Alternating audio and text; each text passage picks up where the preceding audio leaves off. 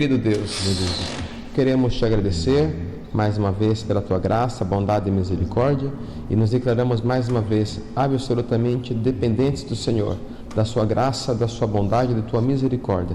Tenha compaixão em nós mais uma vez, Senhor, nos instrua segundo a sua palavra nesse instante, e também a cada irmão e irmã que nos prestigiam tão bondosamente com suas participações assistindo essas aulas. Senhor, peço para que o Senhor nos ajude, abra nosso entendimento, nosso coração e também dos nossos irmãos e irmãs, para que eles possam, que todos nós possamos aqui esconder de fato a sua palavra em nosso coração, para não pecarmos contra ti. É esse nosso pedido e agradecimento em nome de Jesus. Amém. Amém. A paz do Senhor, meus queridos professores que têm acompanhado. Esse é o nosso programa, nosso ciclo de estudos EBD de cara a cara. É uma grande satisfação ter conosco aqui o nosso ilustre mestre, querido professor presbítero Samuel Barros. A paz do Senhor, meu querido. Pastor, professor Gerson, a paz do Senhor e a todos vocês, amigos e irmãs. Que alegria poder estarmos mais uma vez juntos. É uma honra para nós. Satisfação, meu querido. Que Deus abençoe. Como é que foi a semana? Graças a Deus foi ótima, foi bem. Choveu bastante aqui, né, nessa região. Em São Paulo também, nossos irmãos de São Paulo devem ter sofrido bastante chuva, mas é bênção de Deus, né? Maravilha, é bênção.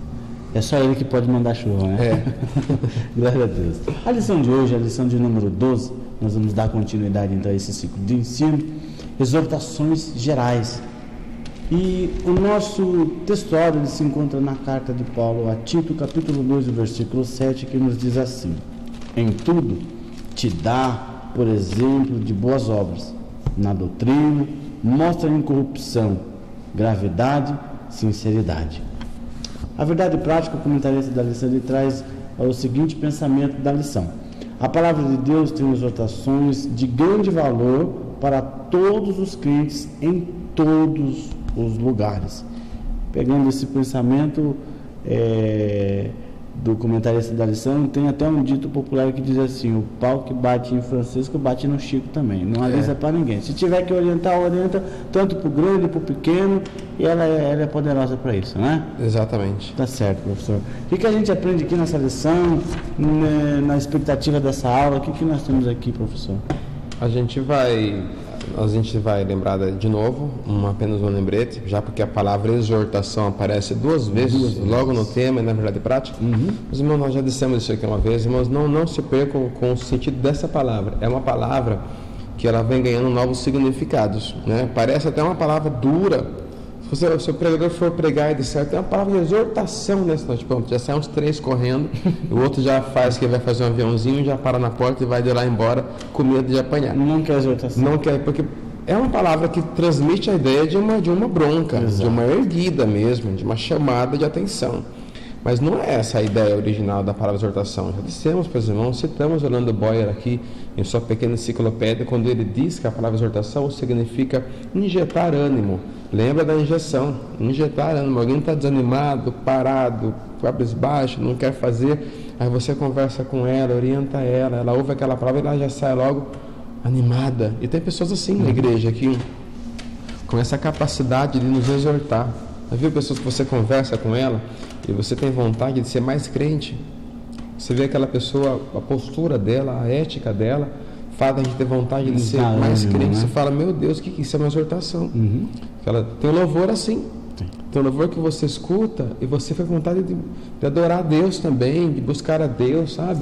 Te exorta e você te anima, parece que ele está injetando, e é isso mesmo, injetando ânimo na sua vida. Eu sinto muito isso com alguns louvores que ouço, enfim. E é isso, então exortação é injetar ânimo, não é brigar, não é bater, não é xingar, nada disso. É injetar ânimo. Vai chamar a atenção, sim, mas no sentido de vamos fazer, vamos lá e tal. Não é uma chamada de uma bronca vazia, uma batida humilhante, uma carteirada, não é muito comum essa expressão aqui no Brasil. Da carteirada, sabe com quem que você está falando? Não é isso exortação. Você se sente mesmo sendo corrigido e você, vamos. Eu estava ensinando a minha filha a andar, ela já deu 7 passos sozinha. Olha só. Né? Aí eu fico segurando ela e ela dá aquela preguiça que sentar e eu, não, vamos, e tal, ela dando, e eu injetando ânimo para ela querer fazer mesmo.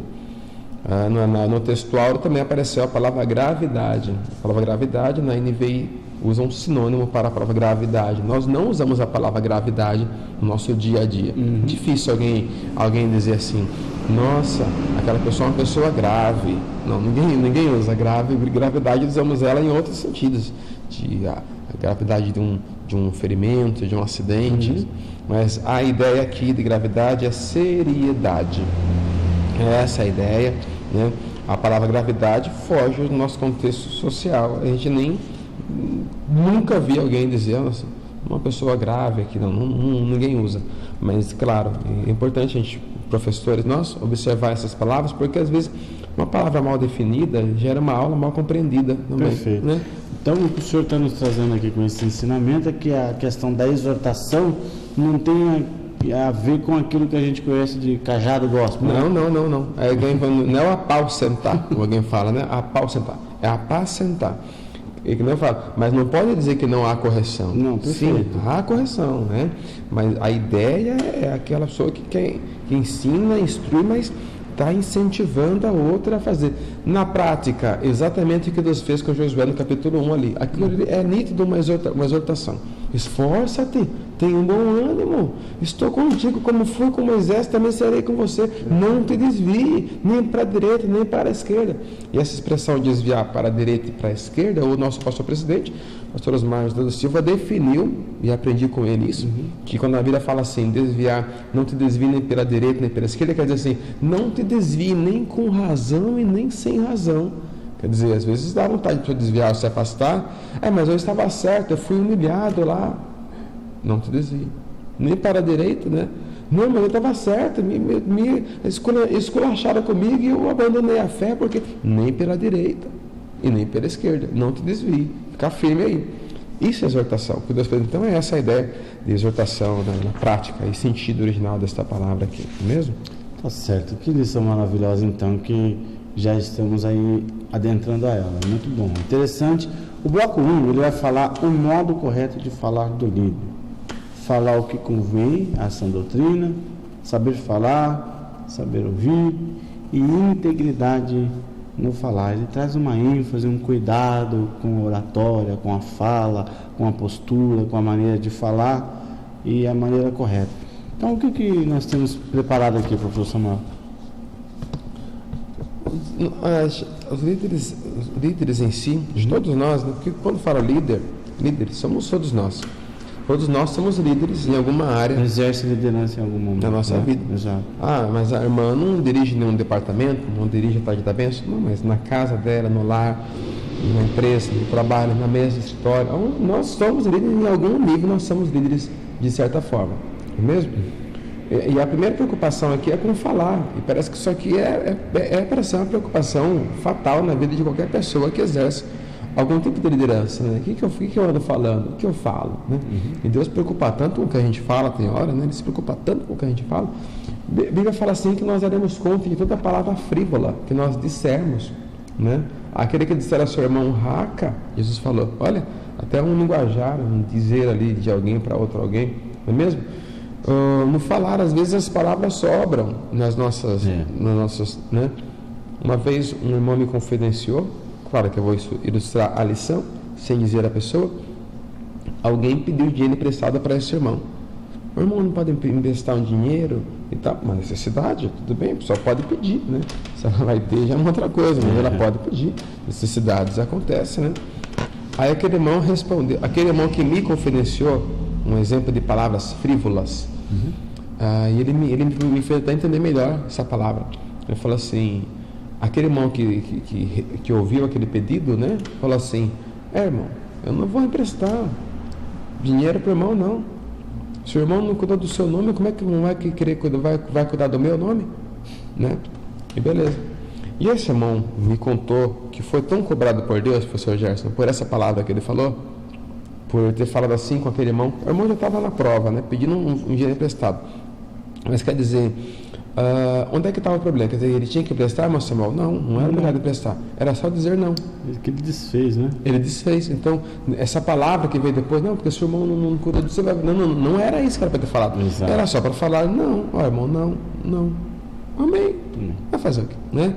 E aquela palavra frívola, que foi aquilo, uma palavra que sobrou, foi a mais. Só falar, não precisa ofender, né? Se alguém fala alguma coisa, você, não, sim, não, acabou. Não precisa ofender, não precisa humilhar, não precisa xingar ninguém, não precisa bater porta, não precisa ameaçar ninguém. Não. São palavras frívolas. Jesus falou assim, ora, vocês tomem cuidado, que vocês vão dar conta de toda a palavra frívola que vocês falaram. Que às vezes para nós não teve nenhum sentido aquela palavra. Foi uma palavra comum, mas às vezes ela magoou alguém, entristeceu. Não é mesmo? E é difícil voltar atrás. É difícil voltar atrás, porque tem uma expressão popular que fala assim, que ódio gera ódio. Né? Lá na empresa o patrão briga com o rapaz, briga com aquele pai, dá uma atenção nele. Ele chega em casa e briga com a mulher fica brava e briga com o filhinho fica bravo e vai lá chuta o rabo do cachorro, o cachorro fica bravo, morde o gato. Então vai gerando, então vamos quebrar esse ciclo de ódio, de raiva, né? De ódio, enfim, perdoando, né? Relevando algumas coisas, pensando melhor no que a gente fala. Alguém diz que tem que pensar 3 segundos, mas é bom pensar um pouco mais, pensar para falar, né? Pensar um pouco mais para falar, pelo menos 5 segundos, para não falar besteira.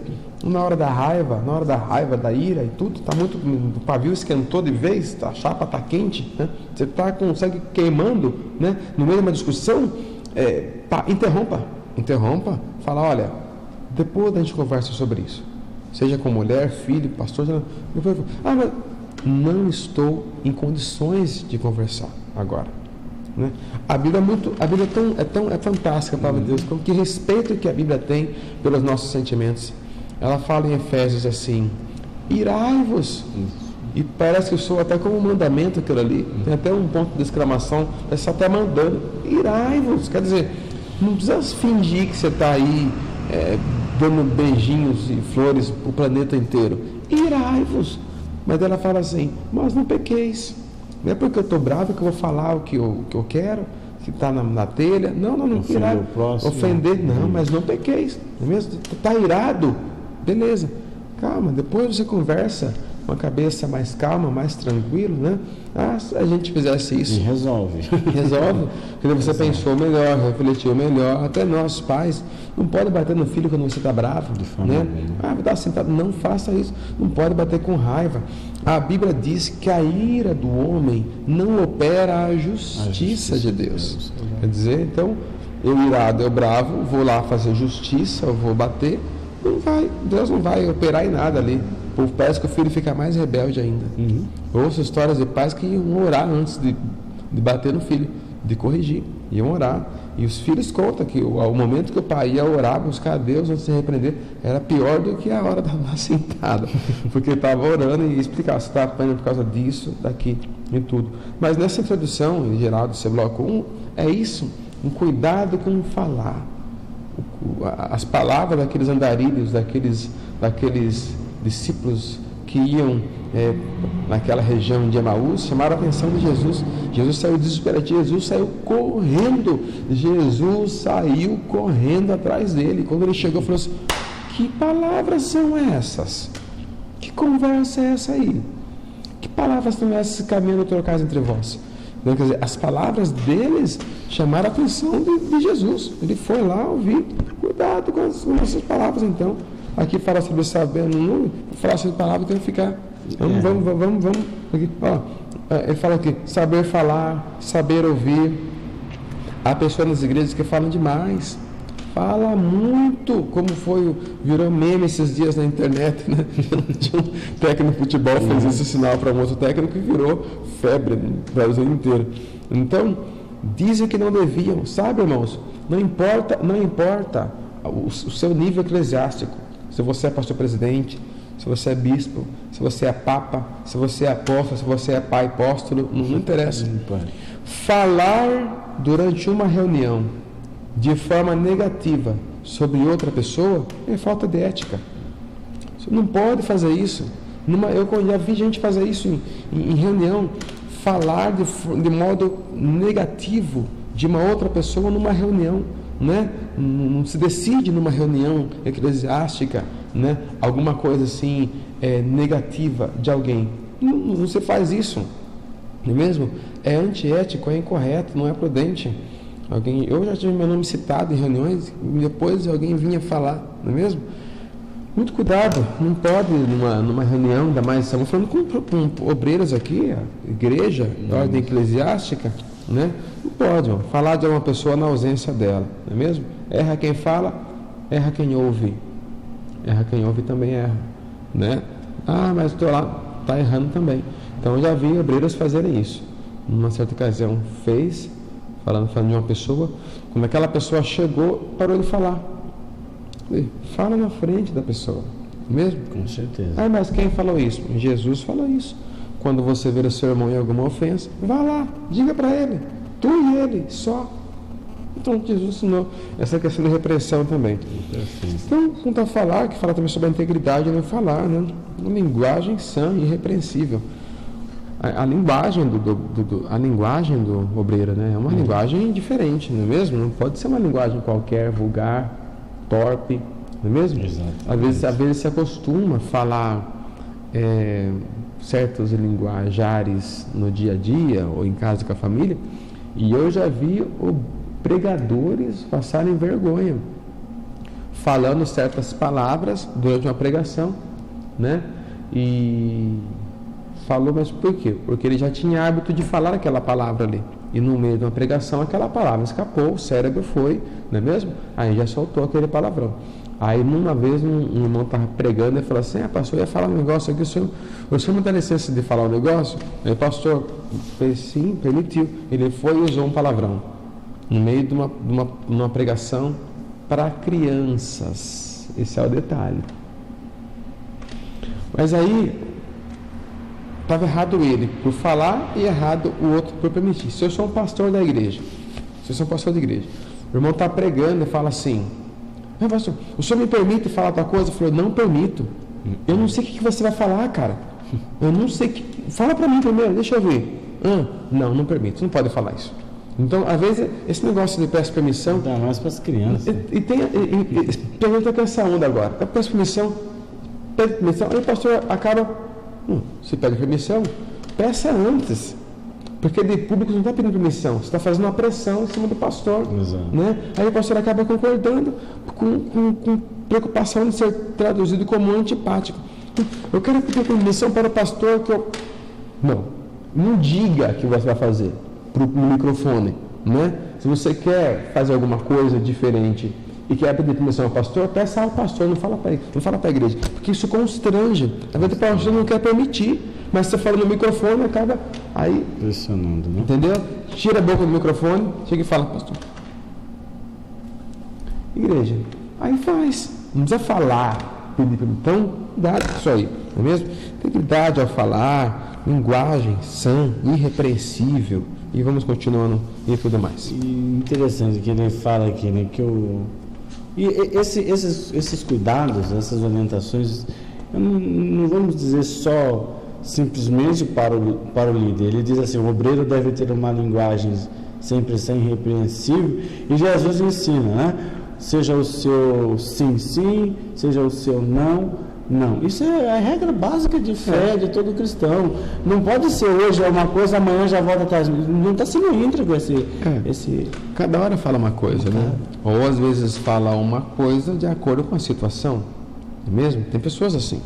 Fala um negócio, depois você volta, ela fala outra coisa. Você fica sem pano, sem argumento para revidar. Porque vê aquela pessoa mais influente que você, ela é mais forte que você, ela é mais poderosa que você, a palavra dela tem um poder social, e assim, linguagem dos negócios também, de te prejudicar, e a sua palavra contra a dela, não é mesmo? Então, por isso eu gosto das coisas por escrito, gosto muito das coisas por escrito,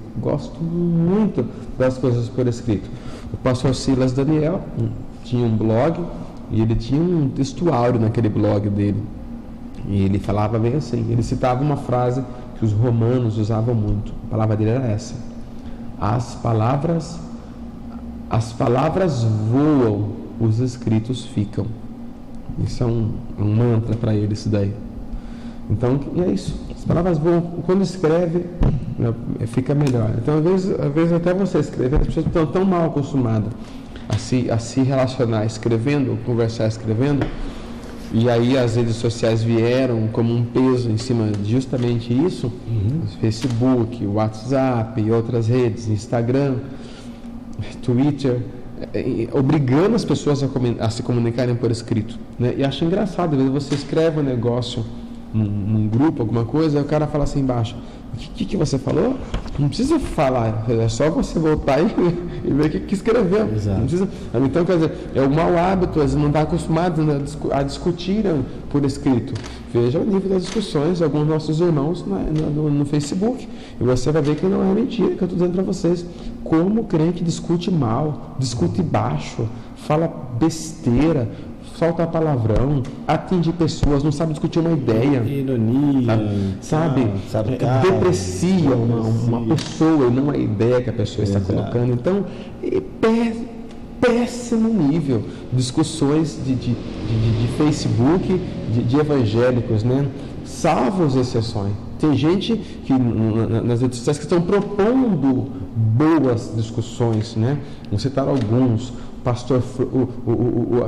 O professor Franklin está com uma discussão muito boa com o pastor Silas Daniel, com Jeremias do Couto, com o Ciro Sanches. São alguns nomes de pessoas que sempre trazem boas propostas de discussões, não é mesmo?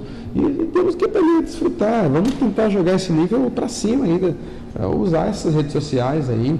Agora tem um outro que quis montar, teve um outro irmão que quis montar um Face Glória, mano. Você está de brincadeira, mano? O que é isso? Que Face Glória? Tá roubando a ideia do outro, né? E o Facebook já se manifestou já. Eles querem um Facebook só para crente. Meu Deus. É um apartheid gospel. Só crente. Quer dizer, está reconhecendo que não tem maturidade espiritual para ser um cristão no meio do mundo. Ele quer um mundo só para ele, não é mesmo? Então tem que ser crente lá mesmo.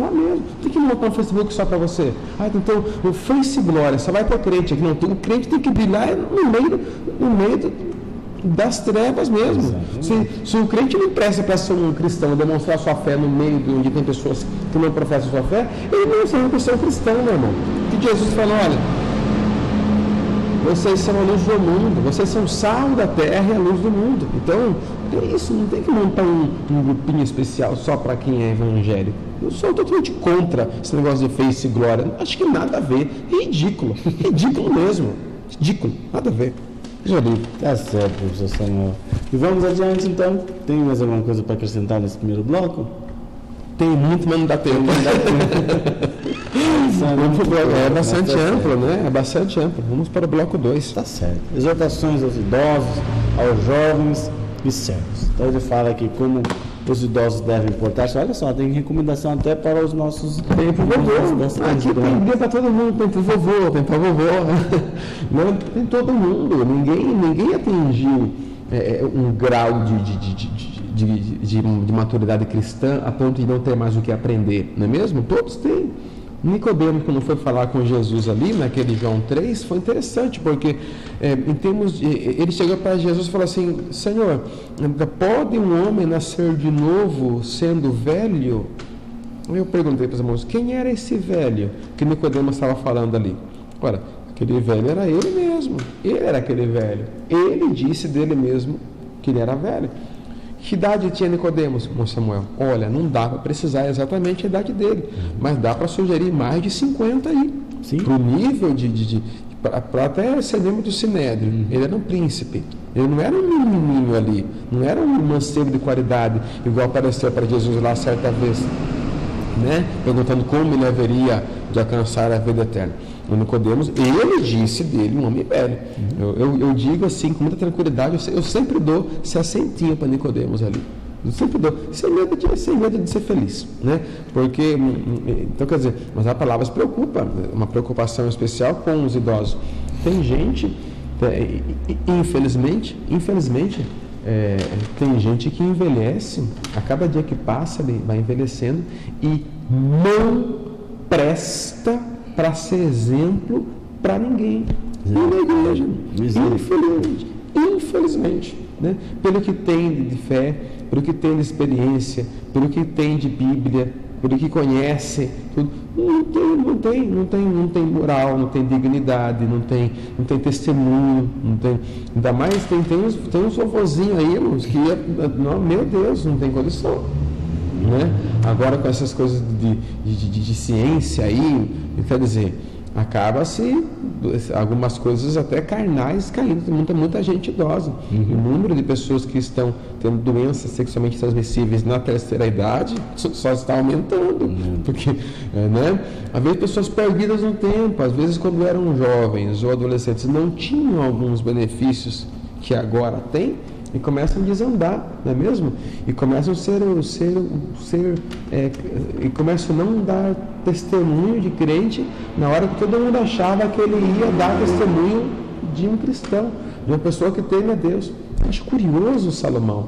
Eu acho muito curioso Salomão, muito curioso. É um fato épico, é um mito. Porque Salomão, ele deu aquele meninão, aquele bebezão lá. Todo mundo falava, não, bebezão, isso é criado com a avó, isso aí é criado com a mãe, né? É com a mãe, imagina, o menino ficou sem o pai, esse moleque não vai dar nada. Inexperiente, medroso, estava lá, precisou a mãe interceder com o pai lá para poder não perder o trono. Parecia que Salomão ia ser o pior rei de Israel, parecia que Salomão ia dar errado. Jovem, inexperiente, né? Dependendo que a mãe intercedesse por ele. O que aconteceu? Salomão deu certo.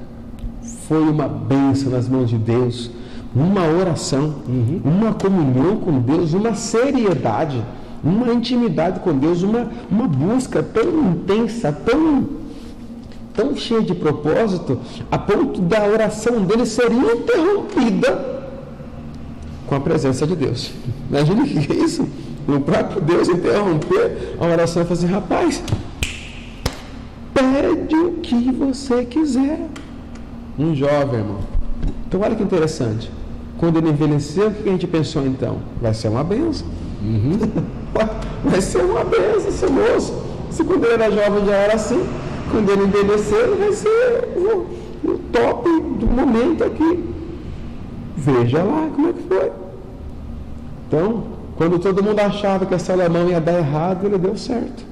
E quando todo mundo achava que ele ia dar certo, por causa da sua experiência de vida e tal, ele deu errado. Só arrumar um monte de mulher, estava com 1000 mulheres, adorando outros deuses, se inclinando para os deuses do Egito, tanta coisa. Quer dizer, então cuidado, esse negócio de idade às vezes é bem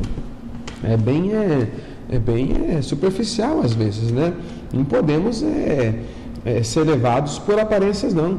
A Bíblia tem recomendação para os idosos, para as pessoas idosas também. Cuidado, os idosos, agora falo dos homens e das mulheres, deve servir de exemplo para os mais jovens, não é mesmo? Orientar numa discussão, numa desavença entre duas pessoas, do mais idoso, do mais velho, espera-se mais flexibilidade, mais maturidade. Imagine uma pessoa de mais idade, não vou mais conversar com ele. Isso aí é coisa de adolescente, não é? Então, uma pessoa de mais experiente, ele tem que ser uma pessoa mais flexível. Pela idade da pessoa, você vê, sem acompanhar o contexto da discussão, quem é que estava errado. Mas a Bíblia mostra, então, para os idosos como que eles devem se comportar, como deve ser. Noemi é fantástico. Que exemplo, que pregação que Noemi ministrou para Ruth? Nenhuma. Sim. Nenhuma. Ruth, ela vem da tribo dos Moabitas. Os Moabitas surgiram daquele jeito nojento, que vocês já sabem, daquele incesto de Ló com as filhas dele, um jeito porco, espúrio, condenável. Deus amaldiçoou a nação dos Moabitas, era uma nação amaldiçoada por Deus. Ruth veio de lá. Só que ela começa a olhar agora a postura de Noemi. Que vovó, que vovozinha, não foi? Noemi, o nome dela é lindo, né? Amável. Que história, que testemunho. Amável. Eu acho interessante, professor Gerson, que lá na história de Noemi, logo no capítulo 1, que ela levou, não deu 2 décadas que ela ficou fora e voltou em crise. Ela pega e fala com alguém, quando ela volta para a terra dela, a família, os amigos que conheciam, achavam que ela ia voltar rica. Até eu me coloco no lugar dela, me emociona falar de Noemi, né? Em tempos como nossos, de tantas crises também, achando que Noemi ia voltar com tanta coisa. Ela volta, aquela senhora, tudo, e daí Noemi, tudo, que saudade. Ela na hora falou assim, não me chame de Noemi, Mas preste atenção no texto bíblico. Olha o detalhe ali. Não me chame de Noemi, me chame de Mara. Porque Mara quer dizer amarga. Olha que interessante. Acha alguém chamando ela de Mara lá na história, no livro de Ruth? Ninguém. Mesmo ela mandando chamar de Mara. Porque ela era assim mesmo, uma mulher idosa já, mas mesmo na prova dela, ela ainda era Noemi. As palavras, ela era amável. Não é mesmo? É interessante isso. Ela falou, não me chame de Noemi. Você pode não se considerar Noemi, mas você é Noemi para nós. E a terceira idade, ela é o que se espera dela, né? Essa certa maturidade, essa certa compreensão da vida, essa certa compreensão daquilo que às vezes a gente olha para... Eu tiro o exemplo, eu vejo a minha filha e falo assim, nessa faculdade eu já me formei, ou seja, a pessoa da terceira idade, ela vai olhar para a pessoa mais nova e já vai ver as combinações. Não, isso aí eu já passei por isso aqui, isso aí é assim. Exatamente. Que é aquela ponderação, né? Aquela serenidade. E é fantástico. Eu costumo falar que Noemi, ela não somente ganhou Ruth para o Senhor, mas ela colocou Ruth na linhagem genealógica de Jesus. Foi Noemi. Se Ruth é citada hoje na história, porque Ruth era uma das avós de Davi, não é mesmo? Genealogia, Jesus é filho de Davi, genealogia de novo. A culpa é do testemunho de Noemi. Então, o testemunho de uma pessoa tem esse poder de atrair ou refutar. Que nosso testemunho possa atrair pessoas. O testemunho dos mais velhos tem que atrair pessoas. Olhar e falar assim, puxa, eu quero ir lá. Eu quero conhecer esse Jesus que você está falando aí. Mas por que não? Estou vendo pela sua vida que eu quero também. Então é para ter desejo de testemunho. Então, mesma coisa do testemunho de Estevão com relação a Paulo. Quando Paulo ali liderava a morte de Estevão. Não é mesmo? Tem para mim. Isso é um pensamento que eu tenho filosófico comigo, que quando Deus falou assim para Paulo, quando Jesus falou, duro será para você recalcitrar contra meus aguilhões. Um desses aguilhões, para mim, chama-se Estevão, o testemunho de Estevão. A morte de Estevão, aquilo marcou Paulo para o resto da vida dele. Ele se lembrava disso, com remorso talvez, sabe? Eu fico pensando que remorso, porque... Eu estava pensando nisso essa semana. Porque a minha filha caiu comigo esses dias. Caiu. Me deu um remorso tão grande. E ela não morreu. Graças a Deus. Uma queda comum de criança que está aprendendo a andar. Fico imaginando como que não foi Paulo. Vendo Estevão morrer, liderando a morte de Estevão, cuidando dos trajes dos algozes de Estevão, olhando Pedro de joelho dobrado, levantando a mão para o céu e orando Estevão, orando por Paulo, e Estevão orou, não lhes impute, perdoa, sabe, ensinando, e Paulo aprendendo e olhando. Isso mexeu com Paulo, isso com certeza, isso mexeu com o conceito dele de perdão, de amor, de fé, de morrer, ser oferecido como sacrifício. Sem dúvida, não é mesmo? Então, esse exemplo é dos anciãos, que nós possamos cada dia mais melhorar, né? A luz do justo é como a luz da aurora, que vai brilhando mais e mais, né? Cada um de nós procurar melhorar, a ponto dos jovens olhar para a gente e falar, puxa, que legal, eu quero ser um cristão também, porque sua vida me mostra que... E olha, o senhor já foi líder de jovens, adolescentes, e eu tenho certeza que o senhor já presenciou isso aí. Eles veem na gente como um ícone, como algo sublinhado, e eu já tive a oportunidade de ver jovens que me olham, e até coisas que eu falei assim nos pequenos detalhes, mas Gerson, mas você aquele dia falou assim, eu fico espantado, porque eles prestam atenção. Eles lembram, tem coisa que eu nem lembro mais. Eles lembram, né? Até como tomar cuidado. Aí vem os jovens agora, agora os jovens, né? Comportamento, exortando os jovens a serem moderados. Só falar isso, moderação. Às vezes o pessoal fala muito, tem que viver intensamente. Não tem que viver intensamente. Óbvio que há situações na nossa vida, né? Aquele passeio, aquele parque de diversão com a sua família, aquela viagem, algumas coisas assim, e você tem momentos de intensidade. Agora, não se pode viver intensamente. Se você for viver intensamente, no sentido estrito dessa palavra, como muitos jovens do mundo têm entendido assim, morre cedo. Muitos artistas jovens viveram intensamente. Kurt Cobain, né? Freddie Mercury, tudo viveram intensamente. A Amy House, todo mundo viveu. Cazuza, todo mundo viveu intensamente, né? Teve uns que, né? Então, tudo morreu. Alguns morreram antes de 30, outros um pouquinho depois. Todo mundo viveu intensamente. Então, não tem que viver intensamente, tem que viver com moderação, com cuidado. Há momentos de euforia, de alegria e de intensidade, né? No sentido positivo dessa palavra. Mas temos que ter cuidado, não pode desperdiçar a vida. Alguém disse que a vida é como uma moeda que você ganha. Ou você gasta tudo de uma vez, ou você gasta aos poucos, né? É isso. Por último, Paulo fala nesse grupo aqui do comportamento dos servos, né? Ele fala aqui do empregado, do servo, né? Deve ser agradar a seus senhores em tudo. Nós, o crente como funcionário, não é mesmo? Existia em Roma, naquela época de Paulo, contemporâneo a ele, pelo menos 7.000 escravos, e era comum, era uma cultura comum. 7.000 escravos tinham, né? Paulo não incentivou os escravos a uma insurreição, porque Paulo não era louco. Imagina a balbúrdia, a loucura que não ia virar a sociedade naquela época se ele fosse falar para os escravos que fossem cristãos se insurgissem contra seus senhores. Não, ele incentivou a obedecerem, né? Cuidado. E até o próprio Senhor aceitava Jesus, como foi o caso de Filemão, né? Filemão havia feito alguma coisa de errado e fugiu. O escravo, né, de Filemão havia aceitado Jesus numa pregação de Paulo. Então Paulo manda uma carta para Filemão, que era o senhor daquele escravo que havia fugido, e depois de dar aquela aula, né, tem um capítulo só a sua carta.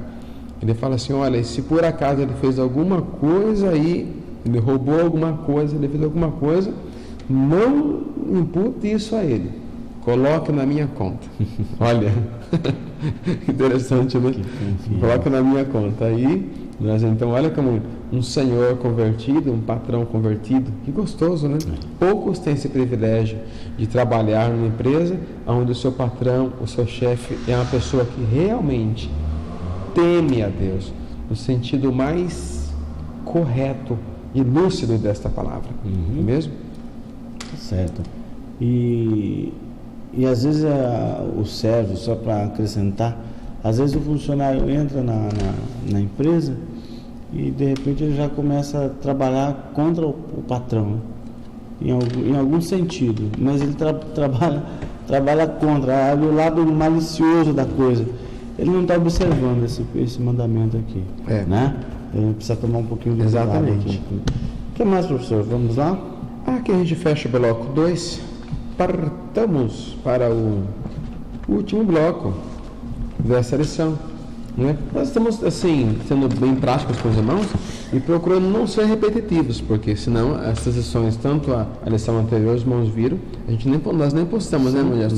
Acabou sendo muito repetitiva em relação ao que já havia dito. Então, por isso nós estamos sendo bem diretos, sem citar coisas que nós já falamos, para não ser repetitivo. E a lição em si, ela é prática, né? É prática. Tanto as cartas de Timóteo quanto a carta a Tito, né? Exatamente. É prático. Então agora vem um bom exemplo em tudo, né? Não somos perfeitos, né? Falar sobre ser irrepreensível. Ser irrepreensível quer dizer assim, e não dá para você repreender, corrigir, chamar atenção toda hora. Irrepreensível. Então nós não somos perfeitos. Nós não somos, jamais seremos, nós não somos, um dia seremos perfeitos, né? Porque um dia o pecado será aniquilado, de fato, com a volta de Jesus aqui na terra, e aí estaremos para sempre como o Senhor. Aí nós não teremos mais pecado, nós seremos perfeitos. Nós não somos perfeitos, mas nós temos que buscar ser exemplo em tudo, não é mesmo? Isso é a lição ele coloca aqui para a gente. A incorrupção da doutrina, não podemos corromper a doutrina. O que é doutrina, irmão Samuel?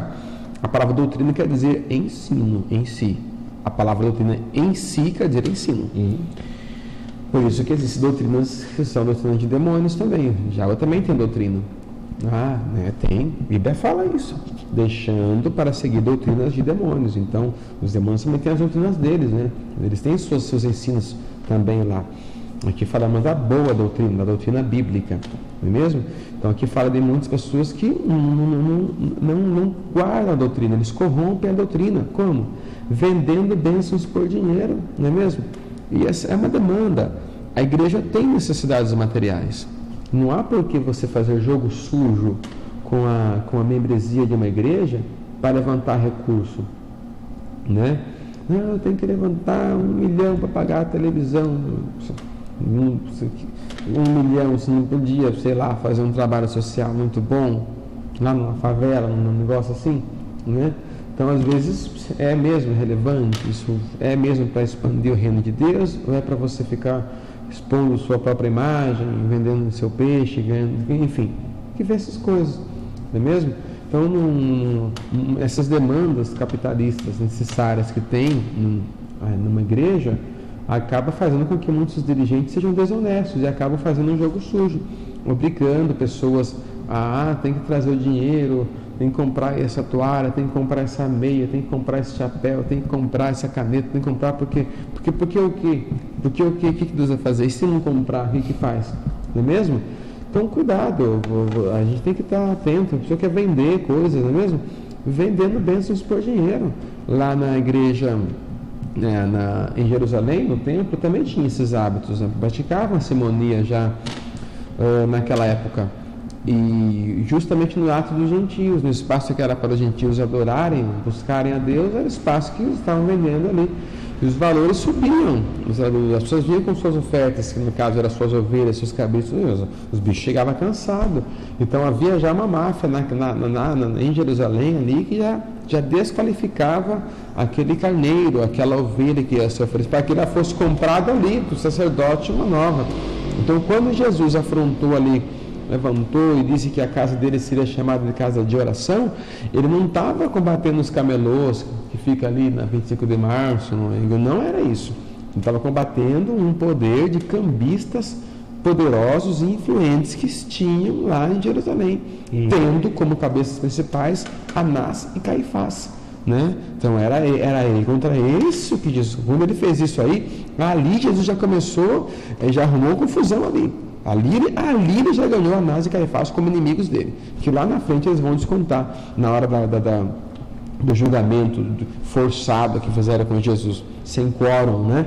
Mas a briga começou lá atrás, quando Jesus brigou inicialmente por causa disso. Pessoas estavam querendo vender bênçãos por dinheiro. Por último aqui, para sobre a gravidade e seriedade, me permita, por favor, eu sou uma pessoa que gosta muito de dar risada, brincar, sorrir. Eu não gosto de crente de cara amarrada. Eu acho que se tem um povo no planeta inteiro que tem motivo de sobra, professor S, para estar contente, é o povo crente. Tá certo. O povo crente é o povo que tem mais motivo para estar alegre com Jesus e tal.